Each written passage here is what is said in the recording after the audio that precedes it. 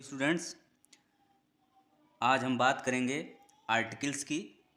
तो आज हम ए और एन के प्रयोग के बारे में बात करेंगे। और इसके पहले के वीडियो में हमने आर्टिकल्स पार्ट फर्स्ट की बात की थी, और आज के वीडियो में हम आर्टिकल्स पे ही सेकंड पार्ट की बात करेंगे। तो आइए हम समझते हैं कि ए और एन का प्रयोग वाक्यों में किस प्रकार होता है। तो इसी के अंतर्गत आज हम रूल 3 और 4 की बात करेंगे।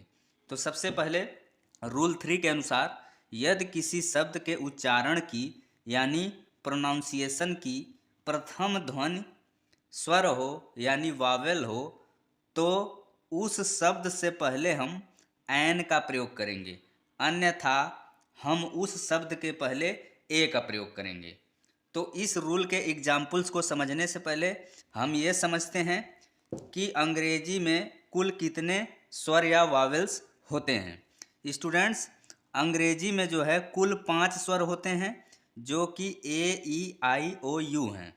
और यदि कोई शब्द इन अक्षरों से शुरू हो यानी ए ई आई ओ यू में से कोई भी अक्षर हो जिससे वो शब्द शुरू हो, यानी उस शब्द का पहला अक्षर जो है इन 5 स्वरों में से कोई भी हो, और इसके साथ ही उस शब्द का उच्चारण स्वर से हो, तो उस शब्द के पहले हम एन का प्रयोग करेंगे। अन्यथा अगर उसका उच्चारण स्वर से नहीं है तो उसके पहले हम ए लगाएंगे। दूसरी कंडीशन, यदि कोई शब्द जो है व्यंजन से शुरू हो यानी कंसोनेंट से शुरू हो, तो उसके पहले हम ए का प्रयोग करेंगे। और यदि कोई अक्षर व्यंजन से शुरू हो और उसका उच्चारण जो है स्वर से हो, यानी उस शब्द का जो पहला अक्षर है उसका उच्चारण स्वर से हो, तो ऐसी भी स्थिति में भी हम उस शब्द से पहले एन का प्रयोग करेंगे। तो आइए हम इसके कुछ एग्जाम्पल्स की बात करें। तो example number 1, Ravi is an honest person. तो यहाँ पे रवि एक ईमानदार व्यक्ति है, रवि के बारे में बताया गया है। तो Ravi is an honest person. तो यहाँ पे हम देख रहे हैं ऑनेस्ट, ऑनेस्ट जो है इसके पहले एन का प्रयोग हुआ है। ऑनेस्ट के पहले एन का प्रयोग क्यों हुआ है? क्योंकि ऑनेस्ट का जो पहला अक्षर एच है ये कंसोनेंट है यानी व्यंजन है, लेकिन ऑनेस्ट शब्द का जो पहला अक्षर है उसका उच्चारण अ से है। तो अ क्या है? स्वर है। इसीलिए ऑनेस्ट के पहले हमने एन का प्रयोग किया। इसी तरह से एग्जाम्पल नंबर 2 की बात करें, they have been waiting for an hour. तो यहाँ पे आवर से पहले एन का प्रयोग हुआ है, जबकि आवर का पहला अक्षर व्यंजन है, लेकिन फिर भी आवर के जस्ट पहले हमने एन लगाया। ऐसा क्यों है? क्योंकि आवर का जो उच्चारण है, तो आवर का उच्चारण में जो अ आ रहा है, और अ क्या है? स्वर है। इसीलिए आवर से पहले हमने एन का प्रयोग किया। अब हम बात करेंगे एग्जाम्पल नंबर 3 की, ही इज एन एमएलए। वह एक एमएलए है। तो यहाँ पे एमएलए जो शब्द है इसका पहला अक्षर जो है एम है, लेकिन फिर भी हमने एमएलए के पहले एन का प्रयोग किया है।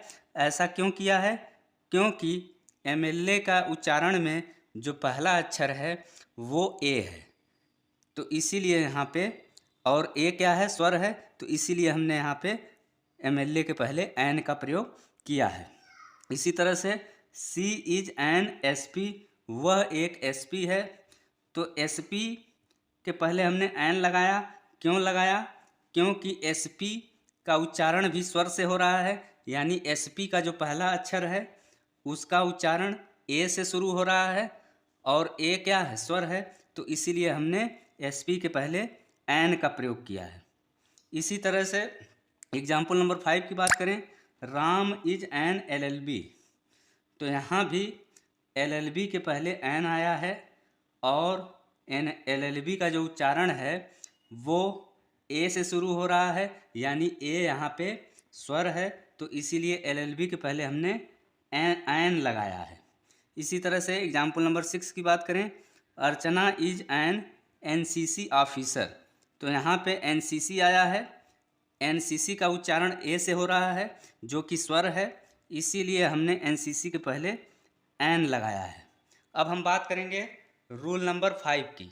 तो रूल नंबर 5 क्या है? सॉरी, अब हम बात करेंगे रूल नंबर 4 की। तो रूल नंबर 4 क्या है कि सामान्य रूप से प्रॉपर नाउन के पहले हम ए और एन का प्रयोग नहीं करते हैं, लेकिन कुछ स्थिति ऐसी होती है जिसमें हम प्रॉपर नाउन के पूर्व ए और एन में से कोई एक लगाते हैं। तो इसका उदाहरण हम देखते हैं कि ऐसी कौन सी स्थिति है। तो इसका फर्स्ट एग्जाम्पल है the novel is written by a Ram. यहाँ पे राम के पहले ए लगा है। क्यों लगा है? क्योंकि इसमें कहा गया है कि उपन्यास राम के द्वारा लिखा गया है। अब हम राम को तो जानते नहीं हैं। जो यह कह रहा है कि उपन्यास राम के द्वारा लिखा गया है, तो वह वक्ता जो है राम के बारे में जानता नहीं है। तो इसीलिए उसे लगा कि कोई राम है या किसी लेखक का नाम राम है जिसने उपन्यास लिखा, तो इसीलिए उसके वक्ता के अनुसार यहाँ पे ए लगेगा, यानी राम की स्थिति यहाँ पे निश्चित नहीं है। इसी तरह से एग्जाम्पल नंबर 2 की बात करें, this book is written by a Dinesh. और यह किताब जो है दिनेश के द्वारा लिखी गई है। तो कोई दिनेश है जिसके बारे में वक्ता को उसकी स्थिति की जानकारी नहीं है, या वक्ता दिनेश के बारे में नहीं जानता है।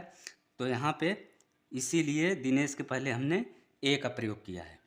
तो स्टूडेंट्स, ये था आज का वीडियो। Thanks for watching.